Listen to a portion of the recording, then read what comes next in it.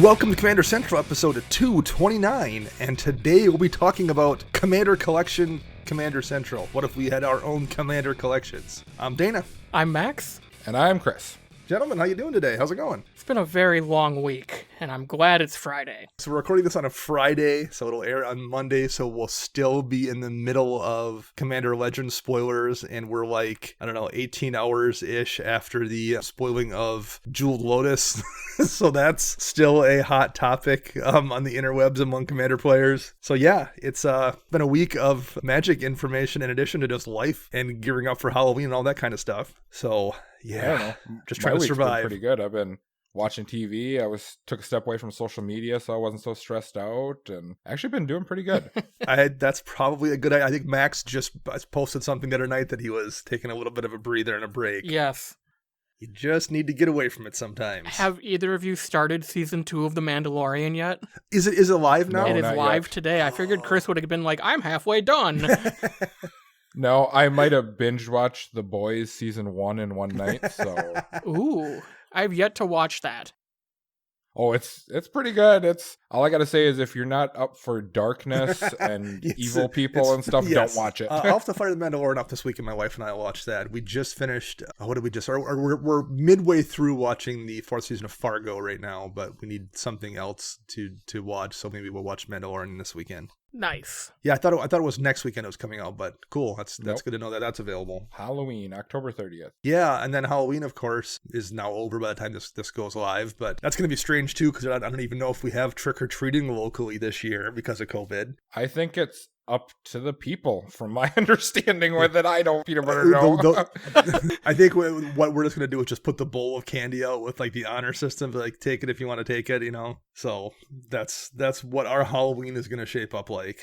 But all right. I think I just broke my chair. I'm not even kidding you. I'm like falling over. Oh, everybody, we're falling apart, people. We're falling apart. This miite be the last Commander Central ever. The technical difficulties sign up on the screen. I guess, okay, I'm going to have to sit like this. I'm good. Chris is all sideways. I envision Chris sitting all sideways. Sideways with his legs stretched out backwards and like one hand on the desk and like, if I breathe wrong, I'm going to fall over. Well, so we recorded last night, it would have been the EDH Recast video for the preview card we got there, and we did it like it was a stream thing. Mm-hmm. So we did like 4 or 5 takes, and my cat wouldn't leave me alone. Usually they don't like want to get in my face and hang out with me, but for some reason yesterday they were all up in my business all day long, and I managed to get them to stop for like the 3 or 4 takes we did, but for the last one of the cats like got up on my desk and in the middle of the take climbed up on my shoulder because she likes to ride on my shoulder like she's a parrot or something, and I assumed that wasn't the one we would use, but it is. I just watched the video, and in the video there's a cat that crawls on me about halfway through and spends the last half of the video just lying on my shoulders like she's a parrot. That's great. So, technical difficulties sometimes make it to air. Right. I know I saw a video of a guy doing a weathercast from his house and all that, and his dog comes running up to him and he's like, oh, hey, and I guess everyone loved the video because they're all like, oh, look at that pretty puppy right there and everything. Everything's better with dogs. That's definitely true.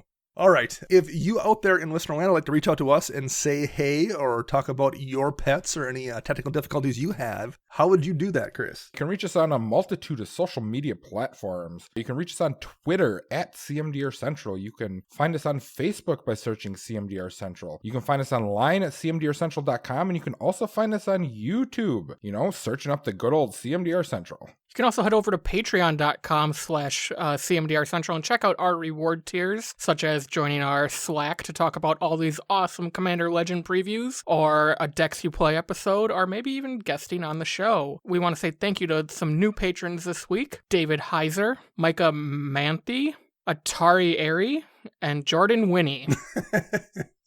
So thank you so much to those 4 new people, and I'm sorry for butchering some of those names. Max, I did my best. Ask ahead of time, you can get it That's right. cheating. That is 100% cheating. That was the best when Chris did the decks we played, the most recent one, when we asked for the name pronunciation. That was the first thing Matt wrote. You guys cheated by asking for the pronunciation.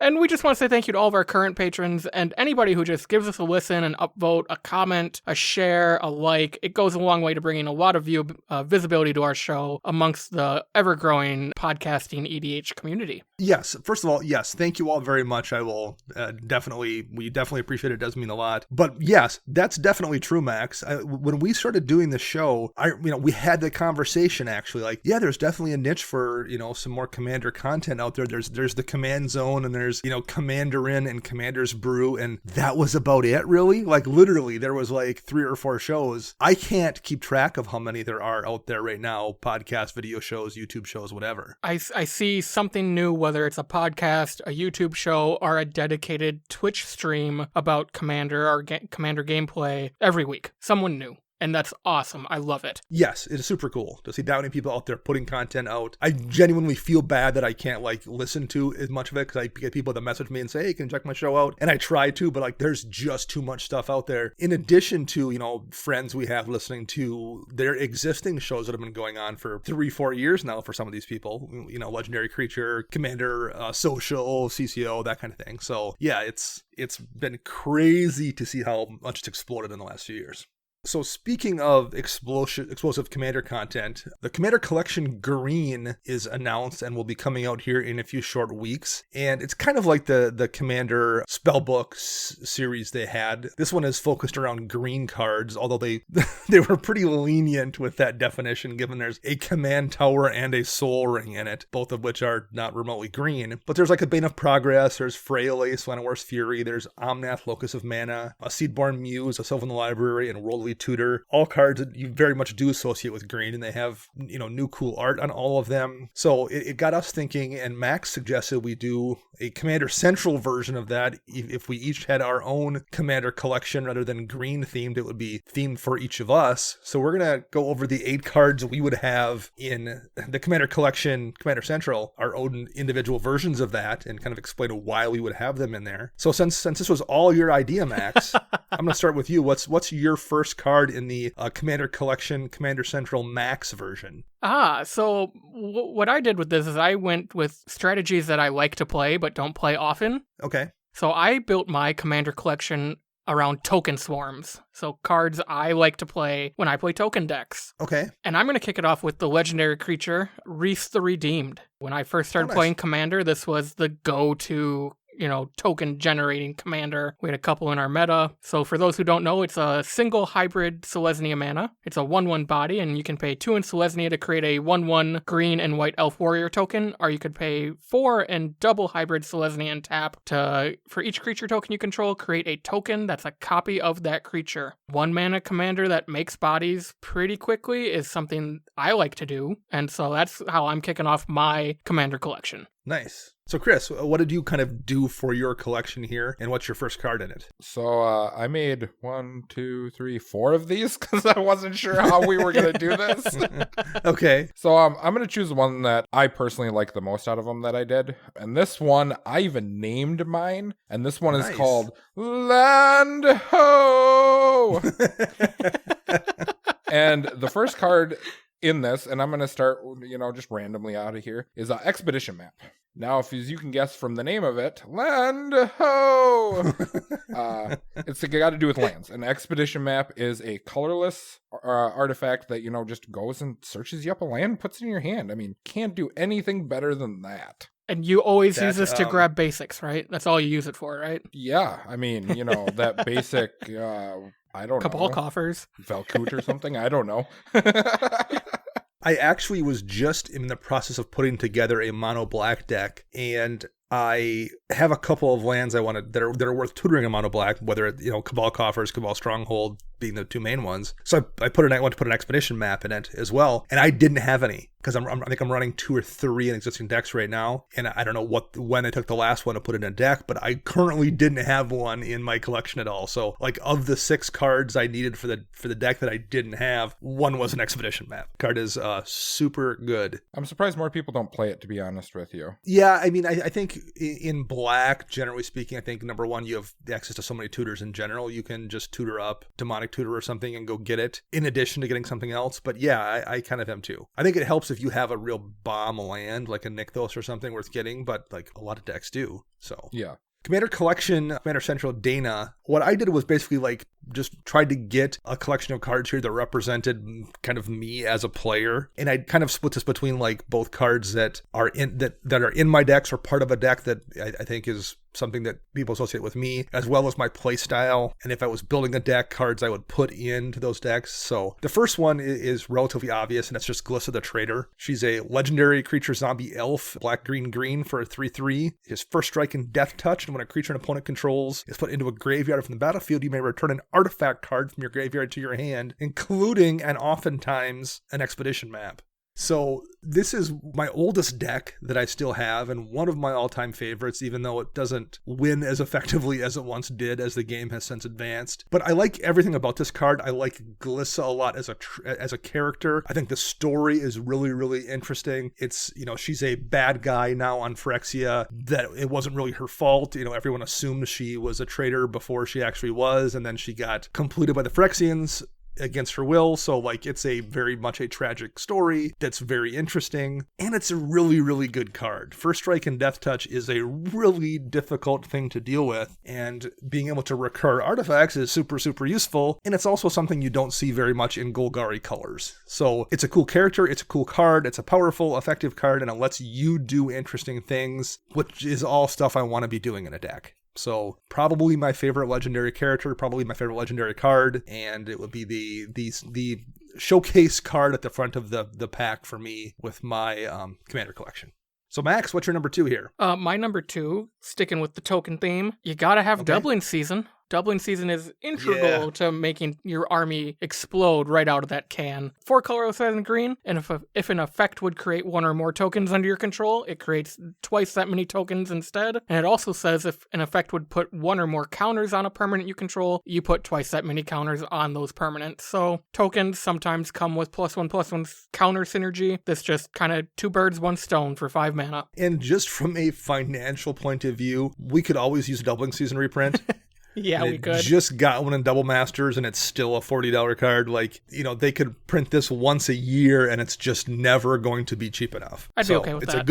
It's a good include just for those reasons in any deck, but it's a perfect card to have in a token deck.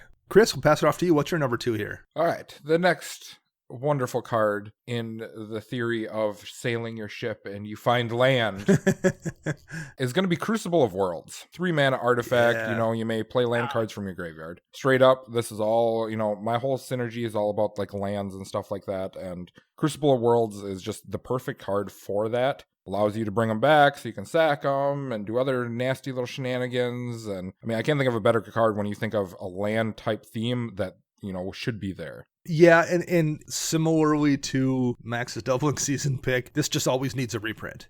It has been. I was looking at this, to be completely honest to everyone listening, and, I just pulled this up, and it was reprinted in M19, and it is still almost a $40 card, which is ridiculous.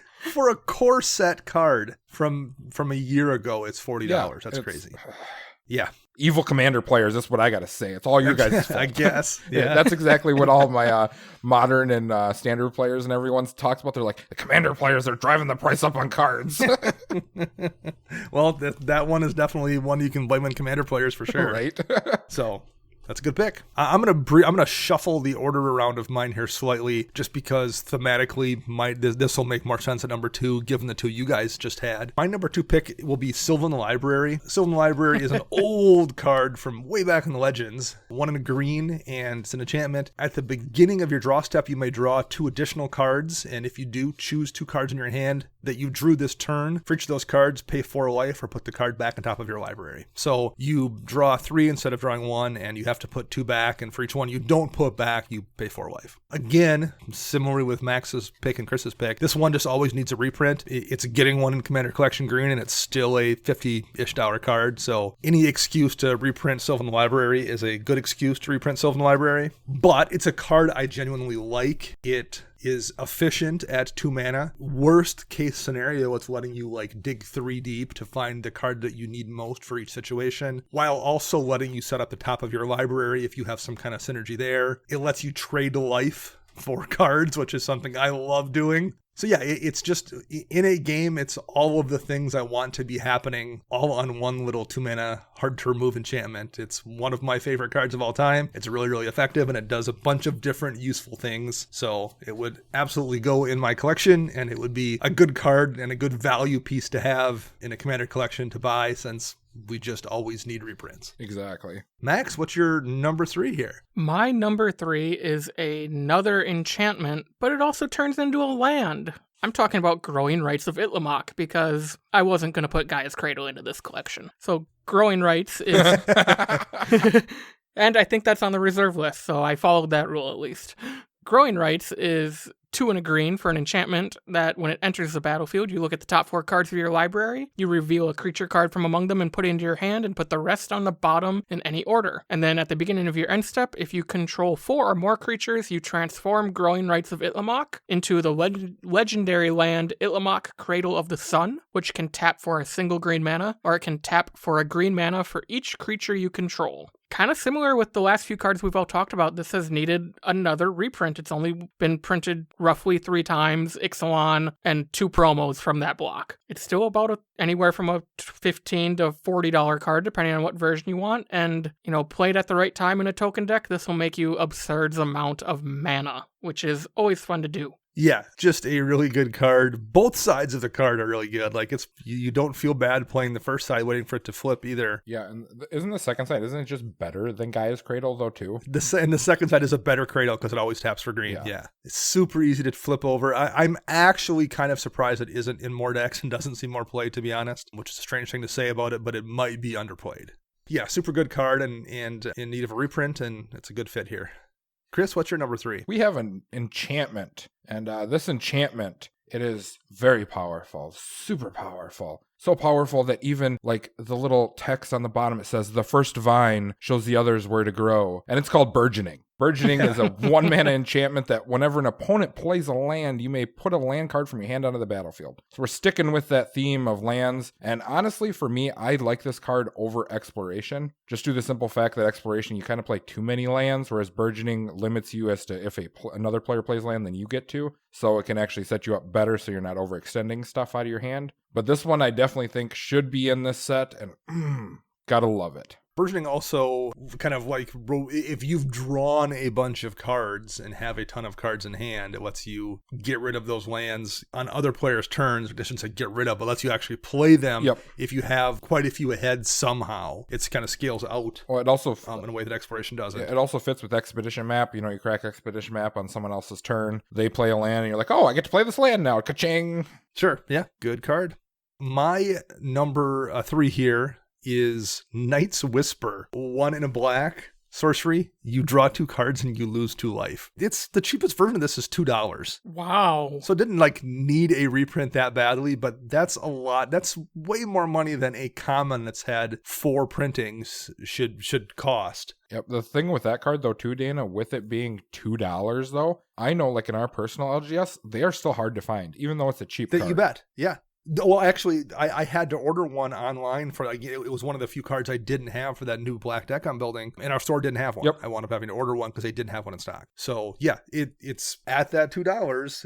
It's a tough card to find for that money, but it's just one of my favorite cards. It's good on turn 2. It lets you sometimes maybe you shouldn't keep sketchy opening hands, but it's way easier to keep that 2-lander or something if you have a Night's Whisper, knowing you can, I'm going to draw 2 cards, and then I have the option to cast Night's Whisper on turn 3 to draw down 2 more to hit that 3rd land that I need. And you miss the land every time. Yeah, I mean, I've done that. but odds are you're probably going to hit something in those 4 cards. But it's, playable on turn 2 or 3. It's playable on turn 10. You don't feel too bad about top decking it because you're like, okay, well, I have enough mana still because it's that late in the game that you can digging down 2 more still feels okay. As long as I have 3 life, I'm comfortable casting Night's Whisper for the most part. So it's a card that could use a little bit of a reprint with some cool new art, and it does the things I like to do, which is trading life for cards. Oh, it's the perfect setup for it. Yeah.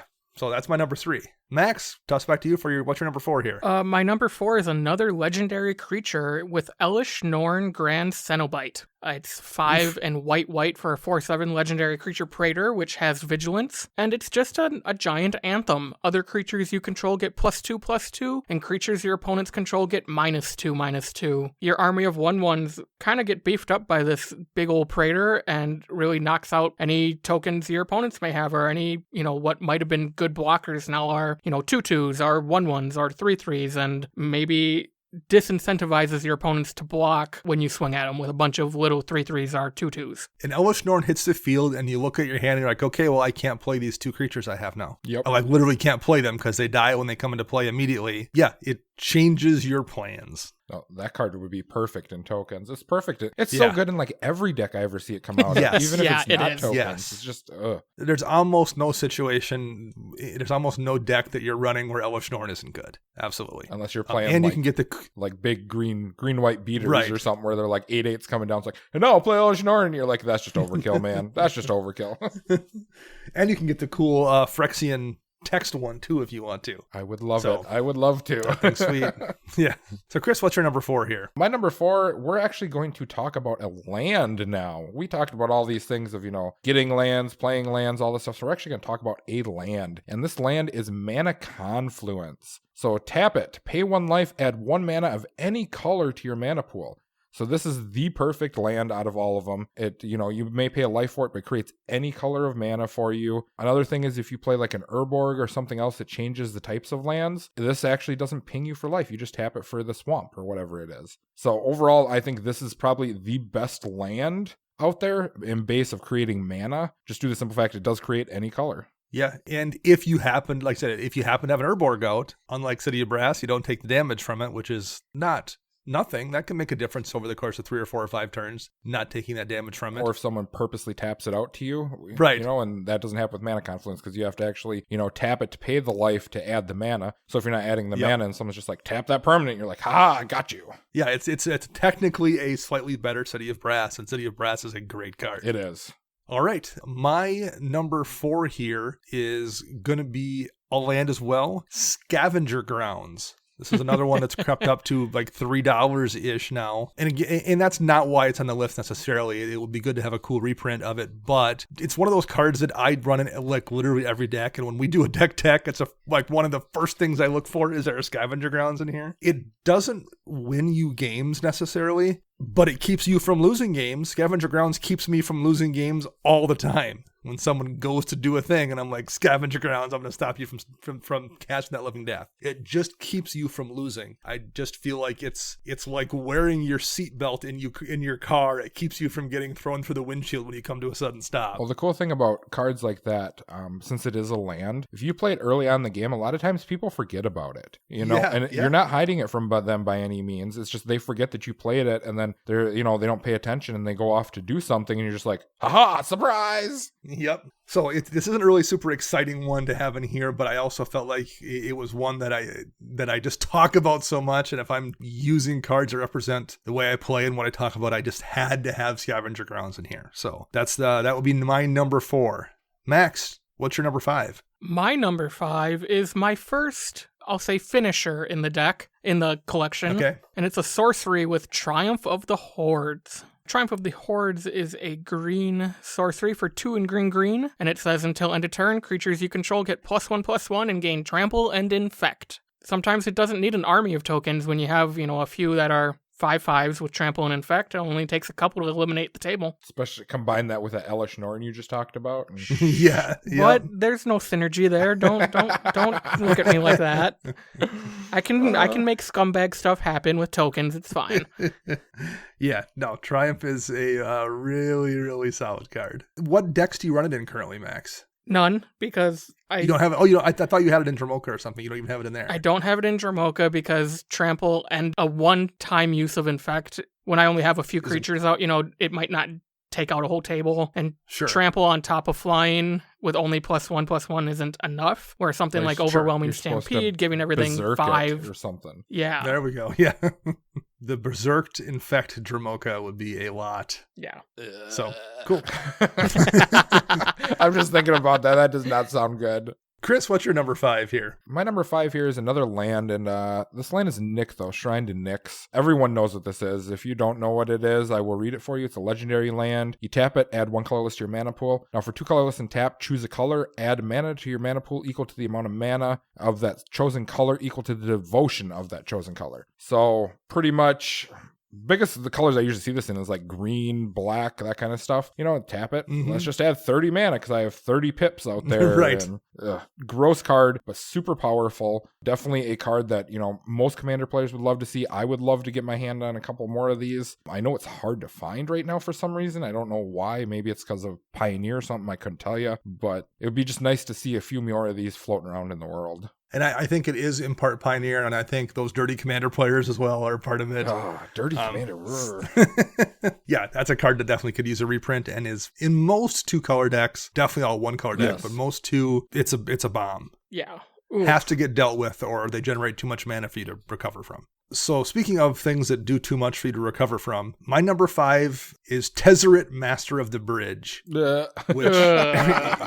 in the I've last died to this year- one too many times. In the last year or so, there's been no card that has made me giggle as much as Tezzeret, Master of the Bridge. That's the only reaction. That's the best way I can describe it. I play it and it makes me giggle. Tezzeret, Master of the Bridge is 6 mana, so it's not cheap. And this was in War of the Spark, and I believe it was a buy a box only. It was a buy box So only. it's sitting around $7, so it's not super cheap, but it's not that expensive currently. But he's got a static ability of creatures and planeswalker spells that you cast have affinity for artifacts. So that's probably enough. I think I might play that. I think I might play him if he was just a planeswalker with 5 loyalty and that static ability, because that's usually the part that matters. I play Tezzeret and then just giggle as I just proceed to play my entire hand for free because there's so many artifacts in that deck. It just feels so good. But he does have abilities beyond just that one. Yeah, I +2, win the game.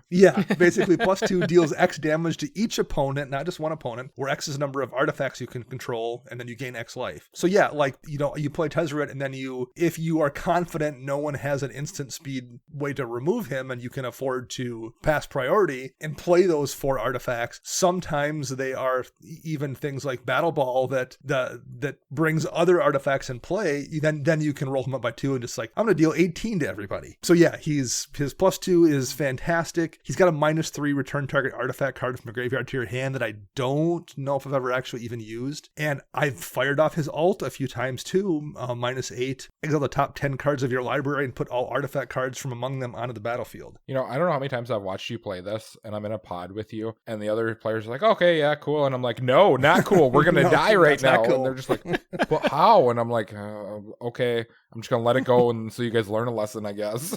Yeah, it's just such a fun card to play. So I love Tezzeret. It'd be nice to get another printing out there of it. And if mine consists of cards that I just love, it's got to get a slot because it's just been so much fun to play. Max, back to you. What is your number 6 here? My number 6 is a card we actually talked about last week in our Fog episode with Arachnogenesis.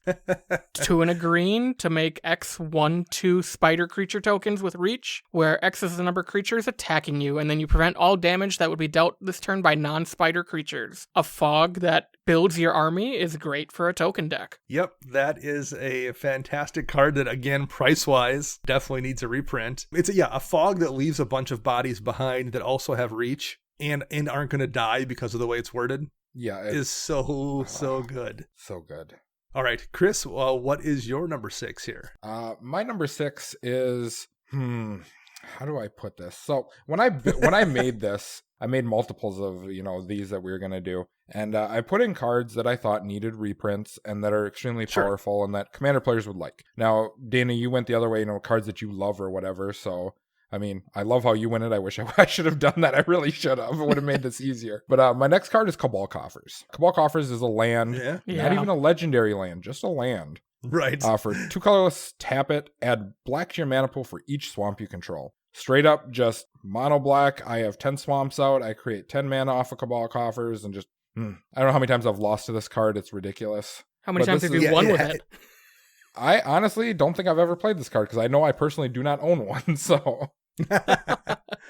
Yeah, you have to deal with it or you're going to lose. Yep. You just do. And this is definitely, because I was looking at like the Commander Green that they came out with, and they're put in like Sylvan Library, which needed a reprint in it. So I was thinking, why not put in cards that need a reprint for Commander player base? And this card has only been printed twice, and so it definitely needs a reprint to come out into the world for the Commander base. Yeah, the price is crazy, and I was kind of hoping, I guess we haven't got all the spoilers yet, so it's still possible it shows up in Commander Legends as well. But True. It definitely needs something because the price on it is, it's closing in on, I think, $70, I think, for the cheapest version. Yeah. Yeah, for the cheapest version. I was going to say, no, it's like $80 for the one version. Yeah. So yeah, that's one that definitely needed it. And which is crazy because I remember when we first started playing, this card was only like maybe $10-15. And just because it hasn't seen a reprint, that's why, supply and demand, that's how it works. Yes, indeed. All right. My number 6 here, Mystic Remora.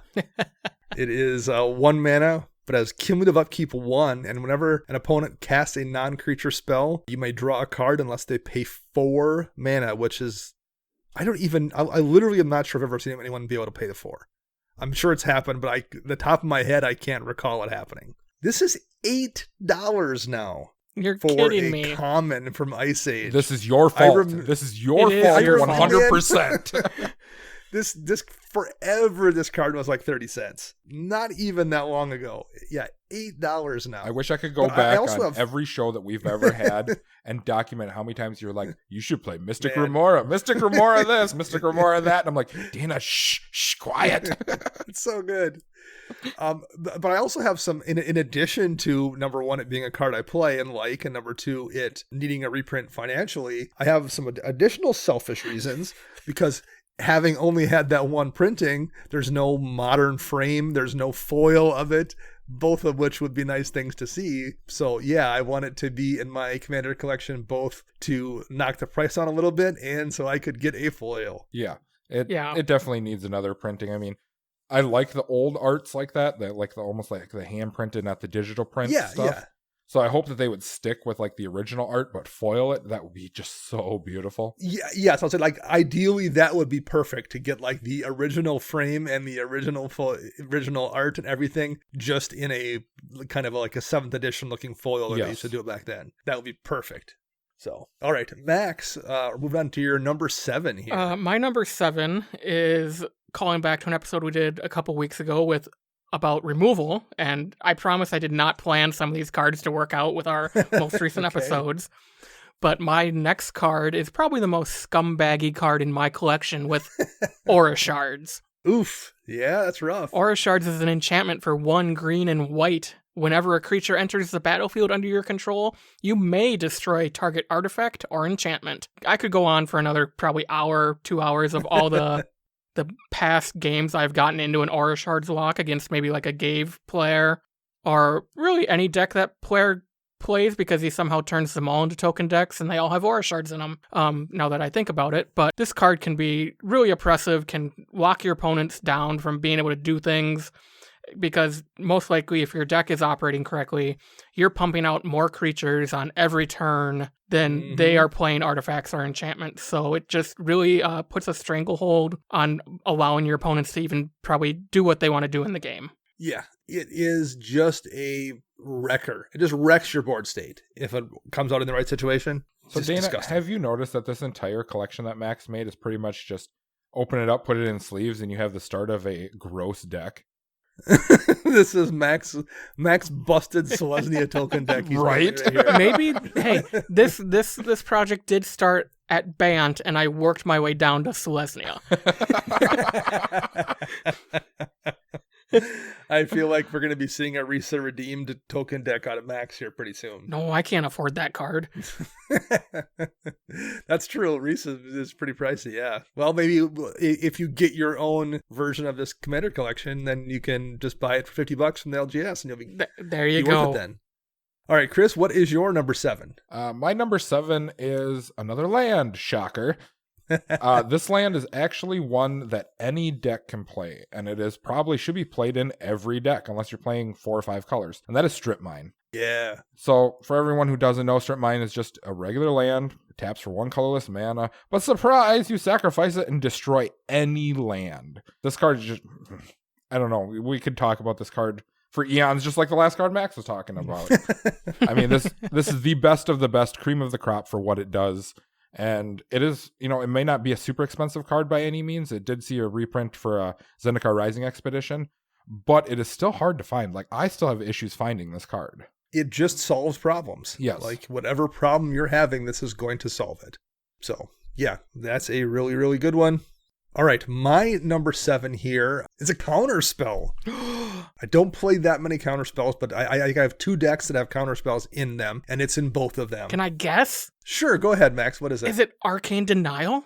I was down to, so the 2 I was going to choose from were Arcane Denial and this one, and I didn't pick Arcane Denial just because it's had enough printings recently and the price was relatively low. You can get like a foil of it for like $1.50 or $2 or so. So I didn't go with Arcane Denial, but that was one of the 2 I was down to. The other one is Delay. Oh. So I went with Delay because it hasn't had a printing. It was in the mystery boosters, but there weren't very many of those out there. So it's still like a $6 card. And the foil's like 30-ish. So Delay is 1 in a blue counter target spell, and if the spell is countered this way, remove it from the game with 3 time counters on it instead of putting it into its owner's graveyard. If it doesn't have Suspend, it gains Suspend. So basically it takes 3 turns to go off whatever spell you hit with Delay. I like it for a lot of reasons. Number 1 in a blue. I've just discovered, for whatever reason, in the decks I tend to play, and the way I play and the way I build, leaving double blue mana up for a counter spell gets tricky sometimes because there's just so many things I want to do on my turn. And I'm not like really I tend to not play draw, go, or control kind of decks. So like I have counter spells and my decks with counter spells, but I'm saving them to keep from losing the game, to keep someone from dropping that Crater Hoof, or to keep someone from casting that Approach to Second Sun or whatever it is. I'm not trying to like win the tempo match. So when I'm leaving mana free, it's okay. I'm afraid of this person. I'm going to leave mana free, and leaving double blue is tough. Leaving 1 in a blue is way, way easier. And yes, Delay doesn't just hard counter the spell, but like it kind of does. If someone casts a Crater Hoof that turn, delaying it for 3 turns is almost always going to be enough time to have everyone at the table go, oh, we need to kill that person before that Crater Hoof hits the table. Or, if they're going to cast a board wipe because your board state is so big that they're afraid of it, then you probably have the board state to kill them before it goes off. If it's a counter spell, who cares? And it's just gone. So like there's a lot of spells too where if you delay them, they just become irrelevant even when they do come back. Yes. So it just winds up being, for the most part, a hard counter for 1 in a colorless versus blue for a counter spell. It needs a reprint.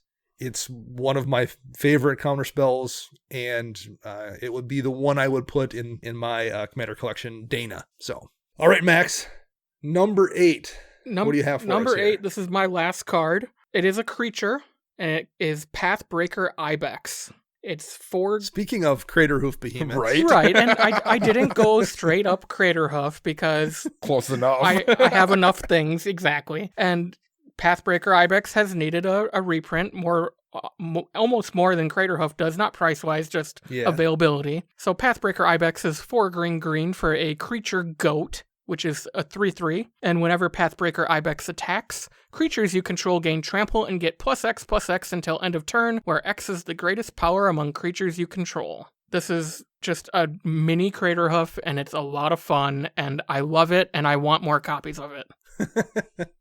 And for a while, it was the budget version of Crater Hoof. Not anymore. It's $15 now for both printings. It's insane. So, I mean, I guess technically it's still probably slightly cheaper than Crater Hoof, but it's not a budget version definitely anymore. Definitely not. And yeah, like I said, there's situations for sure where it's better than Crater Hoof. Right. So it's not like it's not like one of those cards where you're like, I guess since I can't afford this thing, I'll run this knockoff version that's, okay. It's better in some situations and as good in a lot. So yeah, that's a really good call. Good card. All right, that's the last of Max's. That's the last of the preview of Max's new Selesnya deck he's building.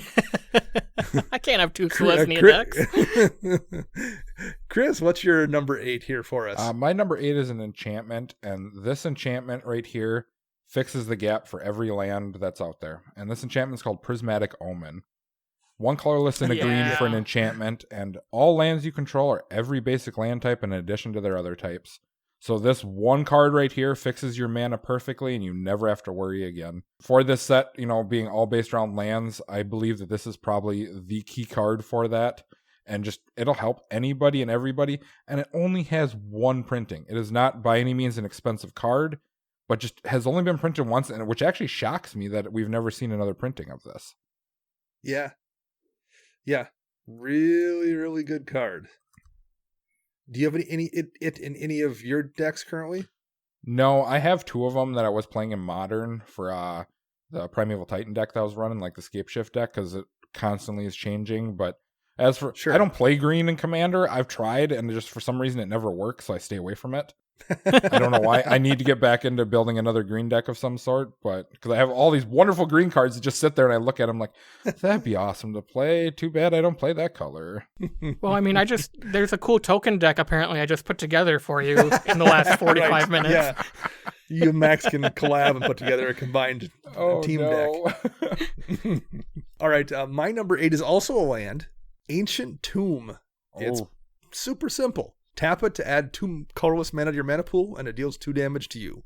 So again, it's the thing I like to do. You're getting power for in exchange for your life. This is a card I have it in all of my decks, literally every one. And I was checking because I built that new deck. I had one in inventory, a leftover one, and I technically had 2 extra ones. This was a card that I only started running years ago because I picked up some collection that had like 10 copies of it from Tempest in it, because I think it was an uncommon in Tempest. Yeah. Wasn't this the card and it was that you lost like 4 of them or whatever, and when you went to move, you moved all the stuff off your desk and you found them behind a yes. I think so, yeah. So like I had a stack of these because it was like a $5 card at the time. It wasn't worth nothing, but it wasn't worth a ton. It wasn't like it is today either. So I'm like, I'll hold on to these, and put it in a deck. And then I just like, oh, that worked good. I'll add it to this deck. So I just kept putting them in decks because I had them. Just through blind luck. It's not like I was that, looking that far ahead or that good at planning. I just happened to have them in collections. And now over the years, it's crept up as people have kind of recognized its power. And the cheapest version is actually the Zendikar Rising Expedition at $35. Oof. It's a card that just always, again, because it can technically go in every commander deck, and the power of it is very clear. Getting 2 mana for 2 life is real solid. It just always needs a imprint, and it's a thing I like to do, and it's a card I have in a lot of my decks. I think the Tempest art is fantastic. So yeah, it's rounding out slot 8 for me. That kind of represents how I play, literally, since it's in all of my decks, and it needs a reprint as well. So that is my pick. Ancient Tomb in the number 8 slot. Heck yeah. All right, that is going to wrap this up. But before we go here, we're going to do our Commander Legends show here, I think next week, I would assume. So based on what you guys have seen, the show will air on Monday, and we'll have about half the spoilers, roughly. What are your thoughts so far, having seen like half-ish of the cards? Max, are you liking it so far? I am loving Commander Legends. It is bringing me back to when I first started playing Commander, and Magic kind of in general, because I kind of went straight from 60-card kitchen table to EDH within, a month or 2, just because I didn't want to do 60-card kitchen table. It's bringing me back to being that new player again, and everything is just big and dumb and flashy and could be broken, but maybe you don't want it to be broken, and I just feel like a kid on Christmas again. And this is, the hype for this is correct. This was the set we've been waiting for all year. This is definitely how you end the year of Commander, in my opinion. Kid at Christmas, I think, is a pretty great way to describe something. If you're excited about it, I like hearing that makes me feel good. Chris, what are your thoughts based on what you've seen so far? I just want to draft it, see how it goes. Yeah, I want to see how the draft setup works. That's what I'm most excited about. The cards, awesome. Some of the cards are getting reprints that I never thought would see a reprint, and they're getting them, and it's pretty sweet. Yeah. But I just want to draft it. I want to just be like, look at this, take this card and this card and this card, and then put my deck together and be like, oh, that was trash. Well, that said, Chris, I know there are a bunch of people in our Slack that are going to try to do an over web sealed league with Commander Legends. So I think you are going to start with 3 or 4 packs, build your deck, and then every week you add a couple packs to it. Interesting. So definitely check that out in the virtual EDH, our community challenge channel. I think that's where they're talking about it. Okay. And if you go to patreon.com/CMDR Central, you too could join our Slack and participate in that draft if that's your jam. Exactly. And Chris, I believe, now has a webcam set up as well, so he can start doing some of those things if he's so inclined. Yep. I agree with both of those takes, Max. I'm excited about it. It's a lot of fun, and I'm seeing a lot of cards that just make me delighted and glad to be playing right now and seeing them printing them. And I agree with Chris too. This will be, I think, a really fun set to draft, especially because there's cards like I don't like partners really, but I bet those would be super fun in a draft. Getting two different partners, like, okay, if I mix and match this with this, and I can grab these and those, I think that would be a fun thing, even if I don't necessarily like them in constructed Commander. I think I would probably like them a lot in a draft environment. That would be super fun. So yeah, I'm really enjoying what we're seeing, and I also feel like this is going to be a lot of fun to draft, and I'm hoping I can get a few of those experiences at some point along the way here to try it out the way it was kind of intended to be tried. All right, I think that is going to wrap it up for us here at Commander Central. I am Dana. You can find me on the Twitter birds at Dana Roach. You can find Chris at WiseSquishy1, and you can find Max at CMDRCentral_Max. Our show is edited by Rafael Garcia. You can find him at Ursa Bearwalker. And our podcast theme is Retro Future Dirty by Kevin MacLeod, licensed via Creative Commons. We will be back next week. Until then, I am Dana. I'm Max. And I'm Chris.